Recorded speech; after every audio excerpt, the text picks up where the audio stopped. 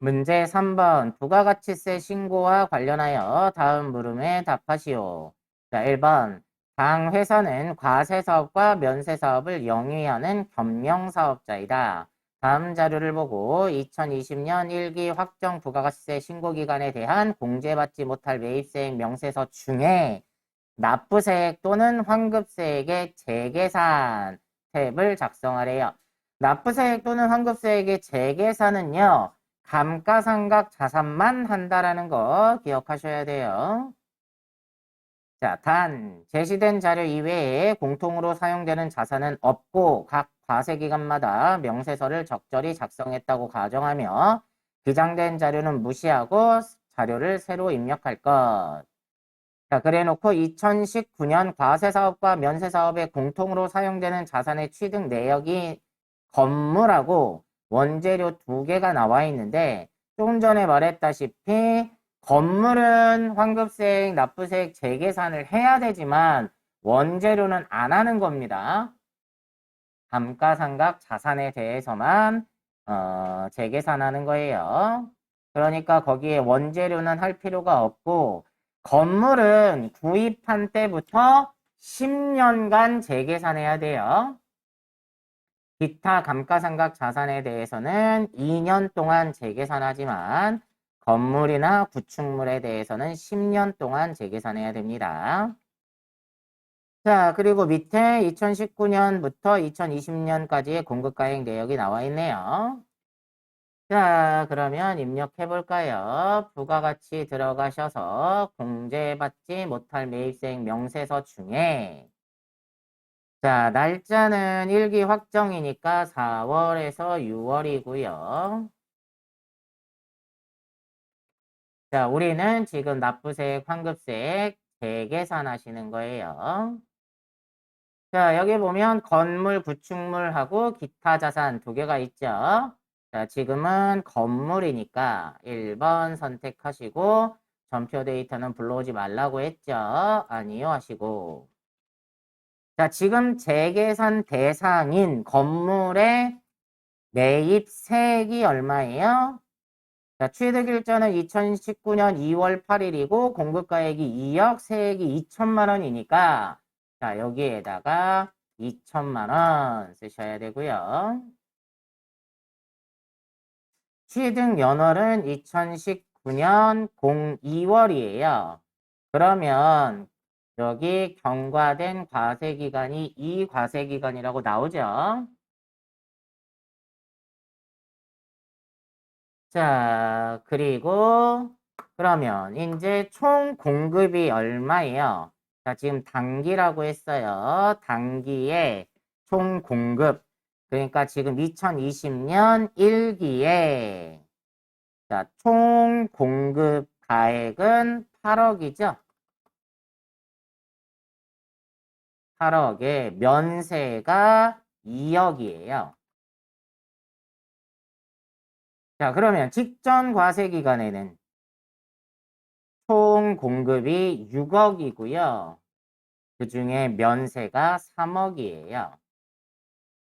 자, 그러면 면세 비율이 원래 50%에서 25%로 줄은 거예요. 그렇습니까? 환급세액이 450만 원 발생한다는 얘기입니다. 자, 이렇게까지 입력을 해주시면 되겠죠. 자, 2번 갈까요?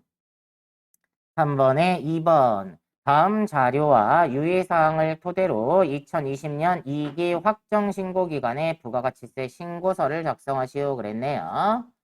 자, 그러면 부가세 신고서 열으시고 날짜는 2기 확정이니까 10월에서 12월.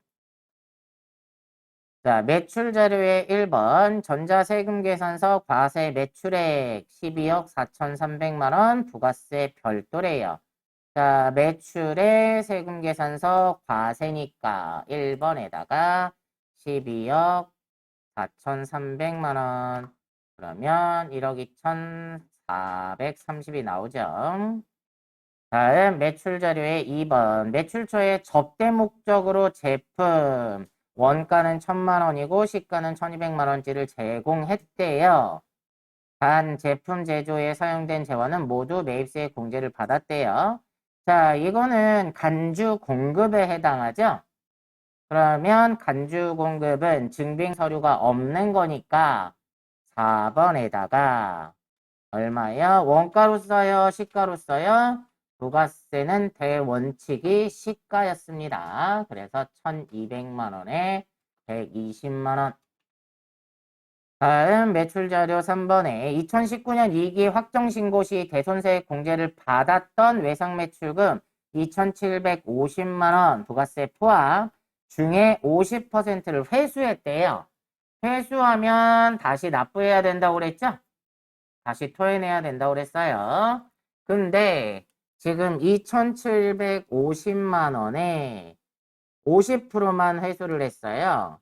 그러면 1,375만 원이고 이 중에 부가세만큼만 내야 되는 거니까 125만 원만 다시 납부를 해줘야 돼요. 자, 그래서 여기 125만 원을 플러스로 써주셔야 돼요. 공제 받을 땐 마이너스로 쓰지만 다시 납부해야 될 때는 플러스로 쓰셔야 됩니다. 다음 매입 자료 갈게요. 다음은 2020년 2기 확정신고 기간에 발생한 전자세금 계산서 수취분 과세 매입액 8억 원, 부가세 별도에 대한 내용이다. 단 아래의 기계장치 이외의 고정자산 매입은 없음. 자, 그러면 1번 제품 생산용으로 구입한 기계장치가 2억 3,500이래요. 그러면 매입의 세금 계산서의 고정자산이죠. 여기다가 2억 3,500에 2,350을 쓰시고 접대 목적으로 구입한 물품은 고정자산은 아니니까요. 일반 매입에다가 500에 50만 원을 쓰시되 얘는 접대 목적이니까 공제가 안 되죠. 그래서 공제받지 못할 매입세액에다가 한 번 더 써서 빼줘야 됩니다. 다음 3번에 제조 관련 원재료 일반 매입액이 5억 6천이 있대요. 그러면 여기 일반 매입에다가 5억 6천을 더해야 되겠네요. 그러면 5억 6,500만 원으로 쓰시면 되고 5,650만 원. 자, 그런데 원재료 매입액에는 지연 수취분 2천만 원이 포함되어 있대요. 그러면 지연 수치 가산세 내야 되겠죠? 그래서 가산세 들어가셔서 지연 수치에다가 2천만 원 쓰시면 가산세가 10만 원 나오겠네요. 자, 200만 원을 매입세액으로 공제를 받고 10만 원 가산세 내야 되는 겁니다. 다음 기타 자료에 보시면 예정신고 미환급세액 1,150이 있대요. 그럼 예정신고 미환급세액 21번에다가 1,150만 원 쓰시고요. 유의사항에 불러오는 자료는 무시하고 직접 입력할 것, 세부담 최소화를 가정하고 전자신고 세액공제는 생략한대요. 부가가치세 신고서 이외에 과세표준 명세 등 기타 부속 서류의 작성은 생략한대요. 자, 그러면 여기까지만 하시면 되겠네요. 문제 4번. 다음의 결산 자료를 입력하여 결산을 완료하시오. 자, 1번은 금전을 대여하고 올해치 이자가 발생을 했대요. 자, 그러면 1번은 수동이고요. 2번은 현금 과부족을 처리하는 거니까 얘도 수동. 3번은 감가상각이니까 자동이고요. 4번은 대손 충당금이니까 자동이고요. 5번도 법인세니까 자동이네요. 자, 그럼 수동 먼저 해볼게요. 자, 일반전표에 12월 31일. 자, 1번 보세요. 당사는 이 중에 당사의 주주인 김관우에게 금전을 대여하고 다음과 같은 차용 증서를 수령하였다. 결산 시 이자 수익과 관련한 회계 처리를 입력하라. 단 이자 수익은 월할 계산 1월 미만의 일수는 1월로 간주하래요. 원청 징수와 관련된 회계 처리는 생략한대요. 자, 차용 증서 보시면 주주한테 2020년 9월 1일부터 2020년 8월 31일까지 1년 동안 연이율 10%로 만기 원금 상환 시 이자를 받기로 한 거고, 원금 상환 기한은 2021년 8월 31일 24시까지래요. 자, 그러면 회사의 입장에서는 9월 1일부터 12월 31일까지 이자 수익이 발생은 했죠. 발생은 했는데 내년 8월 31일 날 받기로 한 거예요. 그럼 회사는 이자 수익이 발생했으니까 회계 처리를 해야 되겠죠. 그래서 대변에 이자 수익이 발생은 했다. 얼마가 발생한 거죠? 2억 4천에 대해서 연이율이 10%예요. 그러면 1년치 이자가 2,400만 원인데 우리가 인식해야 되는 이자는 90, 11, 12, 4개월치를 인식을 해야 돼요. 그래서 12분의 4를 해주시면 4개월치는 800만 원이 되네요. 자, 이자 수익이 발생은 했지만 내년에 한꺼번에 받기로 했으니까 아직 못 받았어요. 그럼 회사에서는 받을 돈이 생겼죠? 하변에 미수 수익으로 해주시면 됩니다. 다음 2번 단기 중에 현금 시재가 부족해요. 현금과 부족으로 처리해놨던 13만 원을 결산일에 확인한 결과 내용은 다음과 같았다.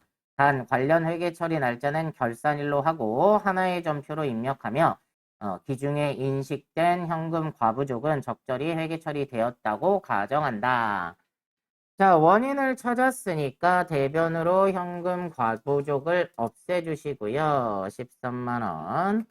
근데 10만 원은 영업부 매출 거래처 대표이사 자녀 결혼 축의금이니까 접대비로 하시면 되고요. 800번대 10만 원. 그 다음에 원재료 매입 시 운반비 지급액 누락분이래요. 자, 그러면 매입 시 운임이니까 어떻게 해야 되죠? 원재료 가격에 포함이죠? 그래서 차변에 원재료로 3만 원 이렇게 해주시라는 얘기입니다. 자, 수동은 끝났고요. 자동 갈게요. 자, 결산자료 입력 들어가셔서 1월에서 12월. 자, 3번 보시면 기말 현재 보유하고 있는 감가상각 자산은 다음과 같다. 감가상각비와 관련된 회계 처리를 하시오. 단, 제시된 자료 이외에 감가상각 자산은 없다고 가정하고 월할 상각하래요. 자, 근데 밑에 보시면 차량 운반구가 취득가액이 2,500이고요. 영업부석 거고 감가상각 방법은 정액법이고 잔존가치는 없고 내용연수가 5년이래요. 근데 이게 올해 취득한 게 아니라 2018년에 취득한 거죠? 그러면 월할 상각할 이유가 없잖아요. 그러면 2,500만 원을 정액법으로 5년 동안 상각하니까 1년치 감가상각은 500만 원이네요. 자, 여기에 지금 쓸데없는 정보가 너무 많이 들었어요. 그냥 2,500만 원을 5년에 걸쳐서 감가상각한다. 자, 그러면 얘는 영업부석 거니까 밑으로 좀 내려오셔서 판매 관리비 중에 감가상각 중에 차량 운반구에다가 500만 원 쓰시면 됩니다. 다음 4번. 기말 현재 외상 매출금과 단기 대여금에 대하여 1%의 대손 충당금을 보충법으로 설정하기로 한다. 단기 중 대손 처리된 금액은 없다. 자, 위에 대손 상각 누르시고요. 1% 맞으니까 그대로 두시고 우리는 외상 매출금하고 단기 대여금만 할 거라고 그랬죠? 나머지 지우세요.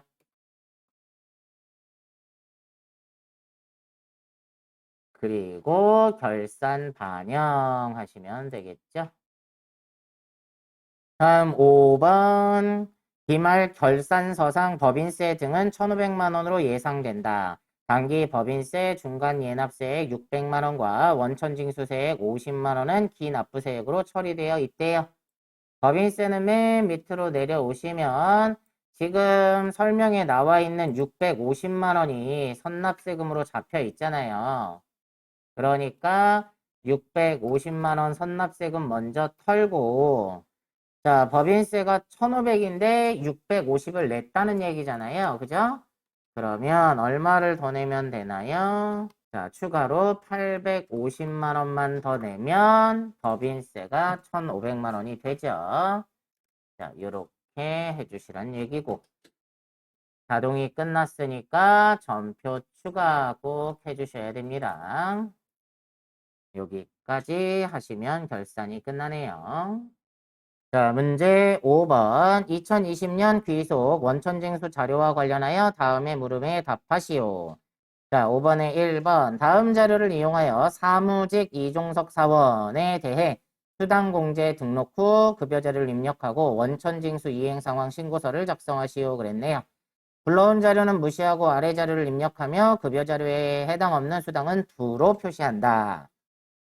자, 급여 명세서가 나와 있고요. 밑에 먼저 보시면 급여 지급일은 매달 말일이다. 식대와 자가운전 보조금은 소득세법상 비과세 요건을 충족한다. 전월 미환급세액이 15,000원이다. 원천징수 이행 상황 신고서는 매월 작성하고 이종석 씨의 급여 내용만 반영한다 그랬네요. 자, 별다른 내용은 없으니까 자, 원천징수에 급여 자료 입력 들어가셔서 수당 공제에 기본급은 있으니까 그대로 두시고요. 식대, 상여 없으니까 빼고, 직책수당도 빼고, 월차수당도 빼고, 식대는 비과세 요건을 충족한다고 했으니까 그냥 두시고요. 자가운전 보조금도 비과세 요건을 충족한다 했으니까 그냥 두시고, 야간 근로수당은 없으니까 빼고요. 자, 되셨으면 확인하시고 얘가 1월분이고요. 지급일은 말일이라고 했어요. 그래서 이종석 사원의 기본급은 200만 원에 식대가 12만 원, 자가운전 보조금이 20만 원, 국민연금이 17만 6,400원, 건강이 12만 2,300원, 장기요양이 9,020원, 고용보험이 13,130원, 소득세는 21,170원에 지방소득세가 2,010원 맞네요. 자, 입력이 끝나시면 원천징수 이행상황 신고서 1월 귀속 1월 지급분이고요. 그러면 21,170원을 납부를 해야 되는데 전월 미환급세액이 15,000원 있었죠? 그래서 여기에 15,000원까지 써주시면 되겠네요. 다음 5번에 2번 갈게요. 5번에 2번. 다음 자료와 유예사항을 토대로 김한방의 연말정산과 관련된 자료를 연말정산 추가자료 입력 메뉴에 월세 주택 임차 차입 탭과 연말정산 입력 탭을 입력하시오 그랬네요. 자, 부양가족 현황은 일단 본인은 세대주고 총 급여가 6,600만 원 있고요. 아버지가 71세인데 양도소득 금액이 500만 원이나 있으니까 기본공제 대상자가 안 될 거예요. 자, 어머니 61세 장애인이고 일용근로소득이 900만 원 있는데 일용근로소득은 무조건 과세하고 나면 소득이 없는 걸로 간주하니까 기본공제 대상자가 되겠네요. 다음에 배우자나 뭐 처제나 자녀는 다 소득이 없대요. 자, 참고하시고 자, 연말정산 입력해 볼게요.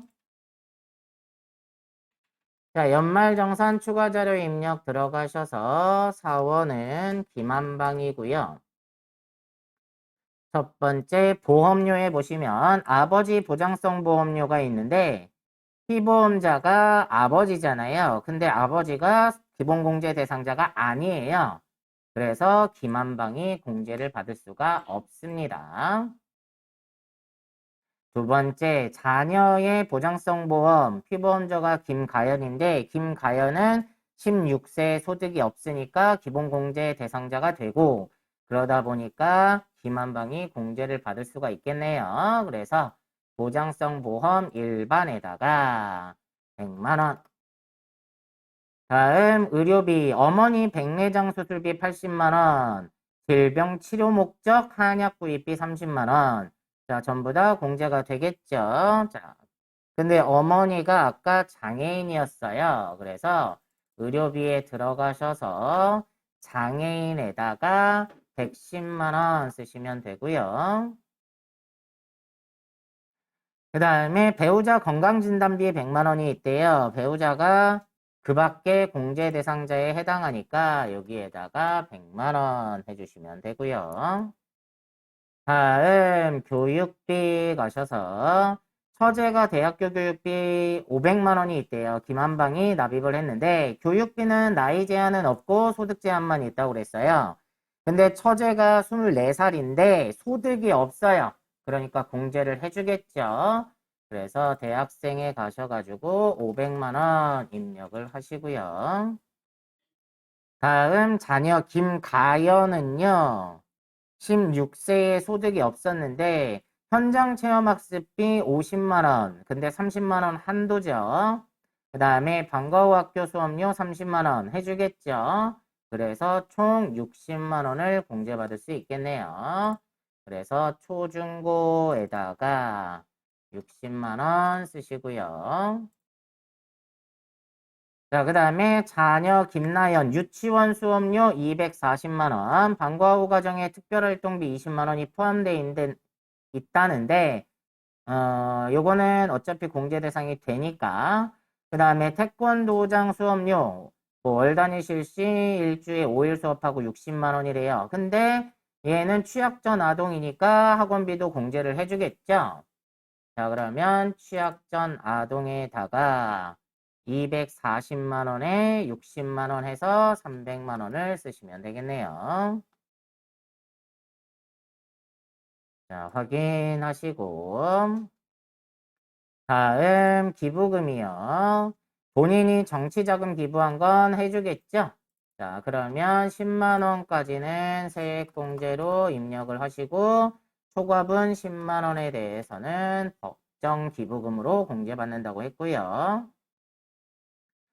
다음 처제가 이재민 구호금품 50만 원 법정 기부금을 납부를 했는데 아까 처제가 24살이고 소득이 없었어요. 기부금은 나이 제한은 없고 소득 제한만 있는데 돈을 못 버니까 김한방이 공제를 받을 수가 있겠네요. 그래서 법정 당해기부금에다가 50만 원 쓰시면 되고요. 다음 월세 주택 임차 차입에 대한 게 나오는데 월세를 살고 있나 봐요. 그런데 지금 본인이 세대 주고 총 급여가 7천만 원 이하이기 때문에 월세도 공제받을 수 있습니다. 그래서 자 여기 월세 주택 임차에 가셔서 인적사항 입력하면 되겠네요.